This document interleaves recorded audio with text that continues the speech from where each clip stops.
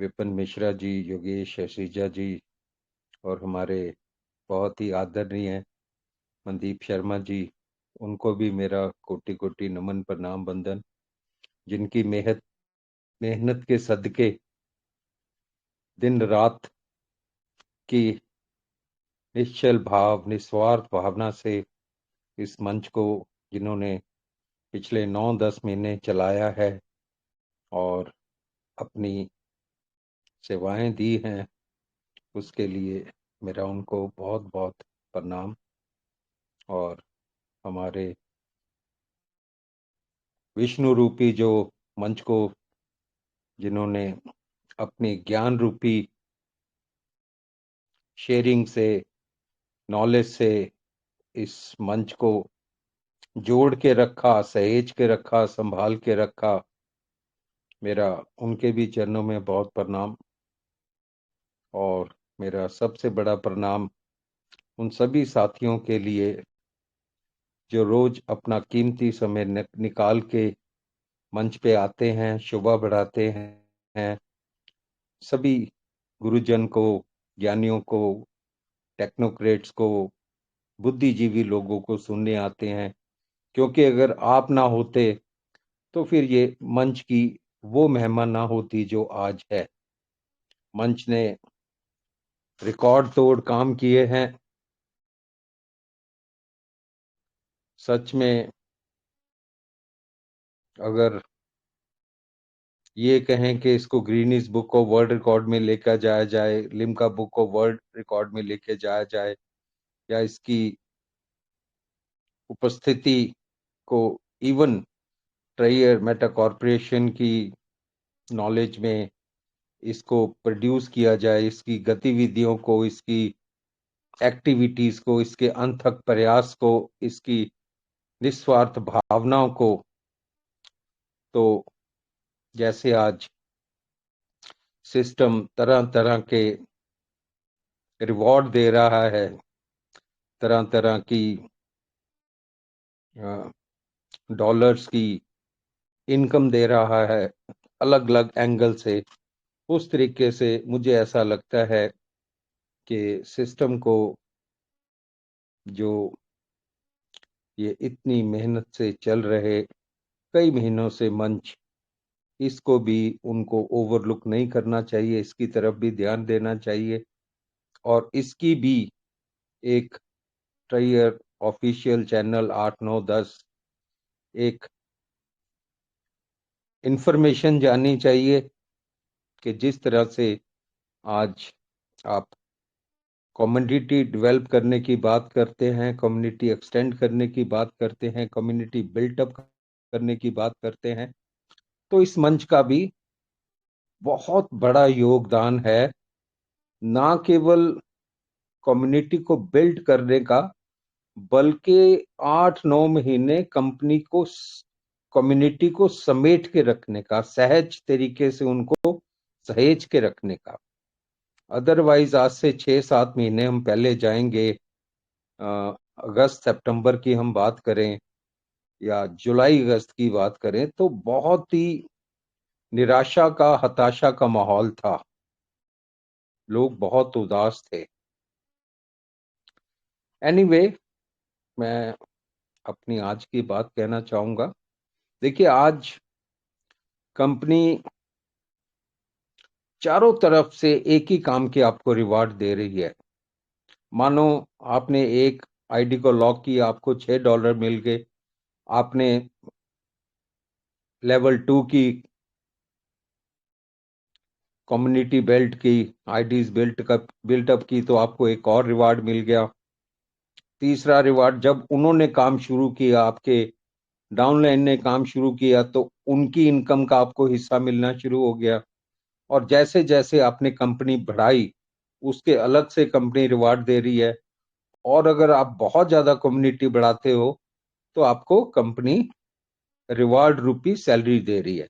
मतलब आप काम एक कर रहे हो, उसी चीज के 4-5 जगह से आपको इनकम आ रही है। ये शायद इतिहास में कभी नहीं हुआ होगा। ऐसा है, मानो आपने बर्गर दिया ऑर्डर, रेट लिस्ट पे 380 रुपये पड़े, 380 का बिल दिया और उसके बाद प्लेट में रख के आया, उसका स्वाद चखा, अपने स्वाद के एक्स्ट्रा पैसे दिए, उसकी प्रेजेंटेशन के अलग से पैसे दिए, जो जिसने बनाया था उस शेफ को अलग से पैसे दिए, फिर उस दुकान को, सर्विस प्रोवाइडर को अलग से पैसे दिए। बर्गर एक था लेकिन उसको 4 जगह आपने रिवॉर्ड दिया। तो अभी मैंने जैन साहब के साथ अभी जो मीटिंग खत्म हुई है, थोड़ी देर पहले कहानी रखी थी, वो सौरभ सर ने पहले से सुनी हुई थी। आई एम श्योर जो लोग उस मंच पे थे उन्होंने भी सबने सुनी होगी, लेकिन मेरी हमेशा एक कोशिश रही है कि मैं अपने एनएफटी के, टीम बिल्डिंग के, मोटिवेशन के सब चीजों को एक कहानी के माध्यम से रखने का प्रयास करता हूं। मैं शुरुआत तो इसी लाइन से करूंगा जो मैंने पिछले मंच पे कही, तू वो करता है जो तू चाहता है, होता वही है जो मैं चाहता हूं। तू वो कर जो मैं चाहता हूं, फिर वही होगा जो तू चाहता है। एक कहानी है छोटी सी कि एक राजा था, वो बड़ा अलग ही किस्म का सनकी उसका दिमाग था। तो वो राज को जब सोता था उसको रोज सपने आते थे, तो वो जानने का प्रयास करता था कि ये सपनों का क्या मतलब होता है, ये क्यों आते हैं। हमेशा राजाओं की हमेशा से अलग अलग आते रही हैं, इतिहास गवाह है। तो एक रात उसको सपना आता है कि उसके सारे दांत टूट गए हैं, सिर्फ एक दांत बचा है आगे का। तो राजा परेशान हो जाता है। अगले दिन वो अपने मंत्रियों की एक बैठक बुलाता है और उनसे पूछता है कि इसका मतलब बताइए क्या है। सब मंत्री, और मंत्री भी पिछले, जब राजा महाराजाओं का जमाना होता था तो बहुत ज्यादा बुद्धिमान नहीं लोग होते थे उस वक्त।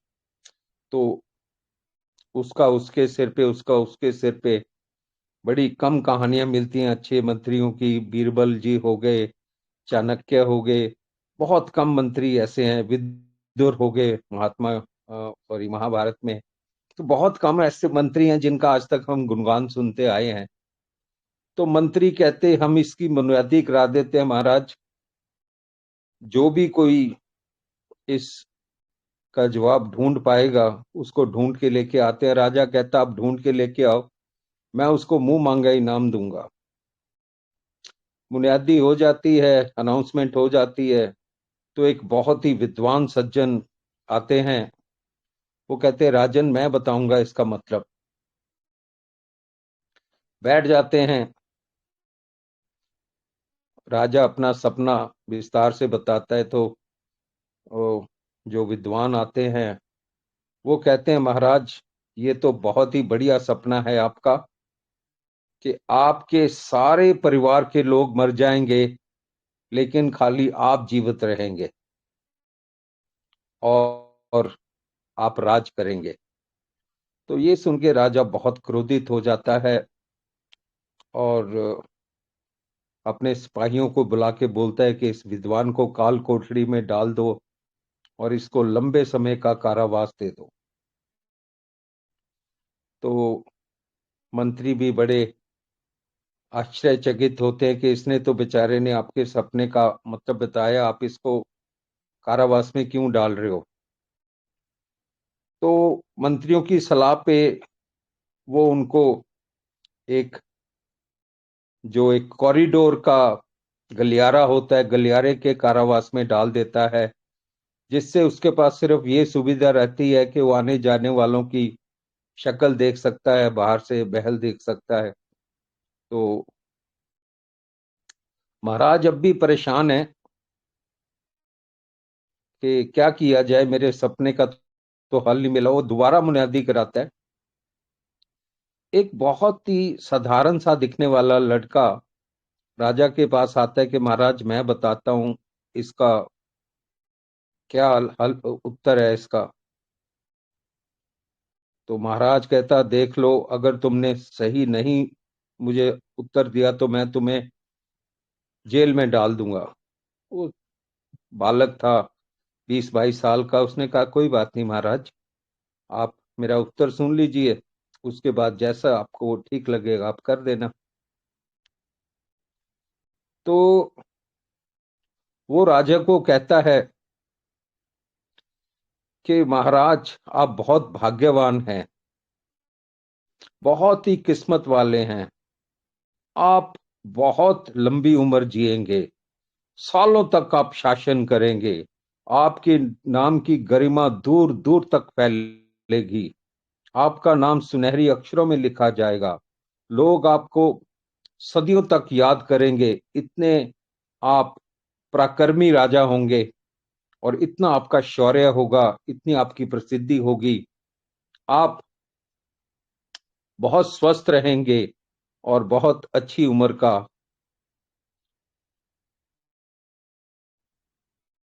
ऐश आराम भोगेंगे, अच्छी उम्र को भोगेंगे। राजा बड़ा प्रसन्न होता है।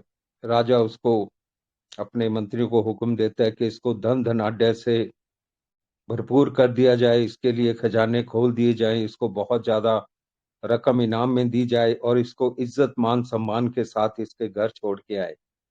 तो जैसी वो गलियारे में वापस आ रहा होता है तो उसको वही विद्वान मिलता है कि यार, तूने ऐसा क्या आंसर दिया जो मैं नहीं दे पाया? कहता, महाराज, मैं आपको नमन करते हुए ये बात बताना चाहता हूं, मैंने भी वही आंसर दिया जो आपने दिया था।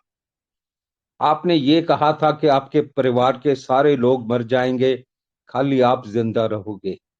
मैंने उन्हीं शब्दों को इस तरीके से कहा कि महाराज, आपकी उम्र बहुत लंबी है, आप लंबे समय तक राज करेंगे, आपका नाम प्रसिद्ध होगा, आप एक पराक्रमी राजा होंगे और आप यशस्वी यशस्वी होंगे।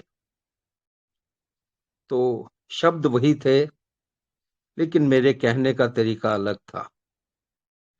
साथियों, हमें इस बात से क्या सीख मिलती है, मैं इसको अब फिर नोवा एनएफटी के साथ जोड़ने जा रहा हूं। आपके लिए थोड़ी सी आश्चर्यचकित बात होगी, सरप्राइजिंग होगी, कि जब भी हम किसी को जोड़ते हैं, जब भी हम किसी को अपना ये खजाने का नक्शा, पीडीएफ रूपी नक्शा दिखाते हैं कि ये नक्शा कैसे हमें खजाने की तरफ लेके जाएगा, तो हमें ये कहने की बजाय कि तुम ये 6,000 की इन्वेस्टमेंट करो, बट ध्यान से लगाना, अगर तुम इसको खोने के लिए तैयार हो।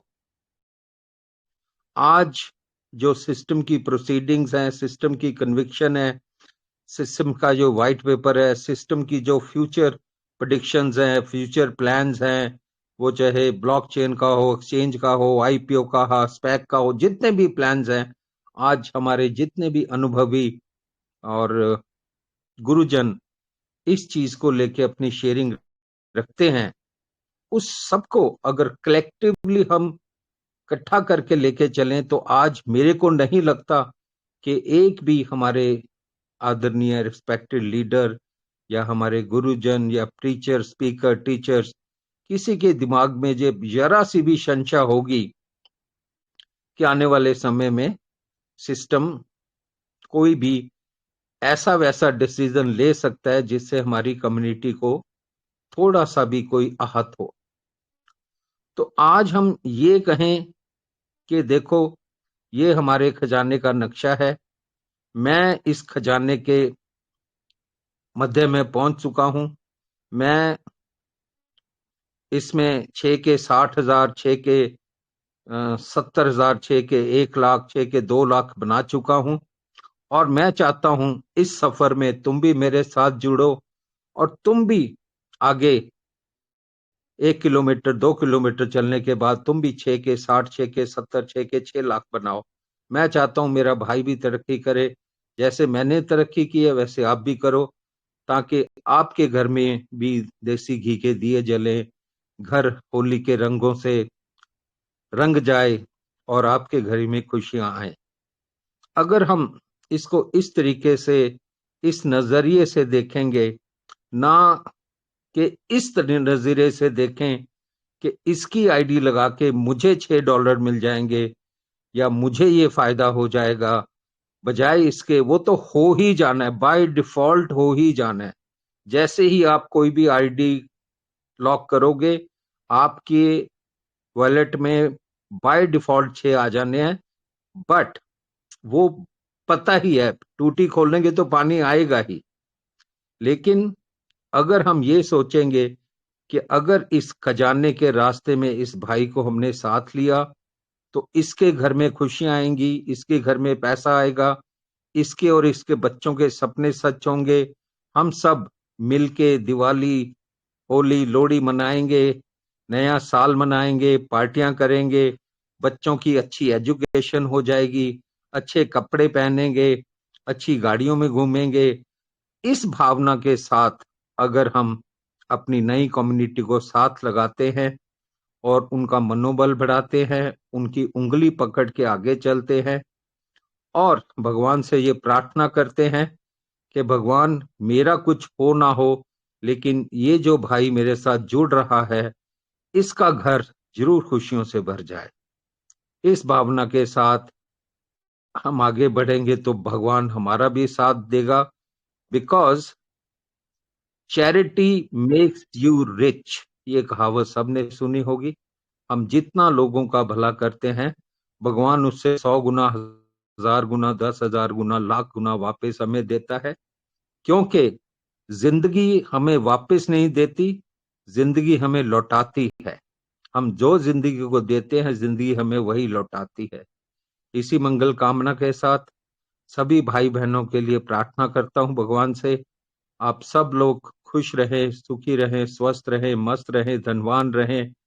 एकदम आपके घर में हर रोज दिवाली हो, हर रोज होली हो, हर रोज लोहड़ी हो, हर रोज नया साल हो और उमंगों के साथ जिए, खुशियों के साथ जिए।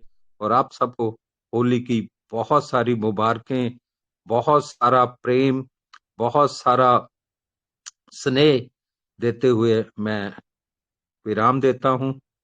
भगवान आपको सबको बहुत सारी खुशियां दे। बहुत बहुत धन्यवाद सौरभ सर, आपने मुझे मंच पे बोलने का मौका दिया। सबका बहुत बहुत शुक्रिया। Thank you very much. Thank you sir. आज आपने स्टोरीज का खजाना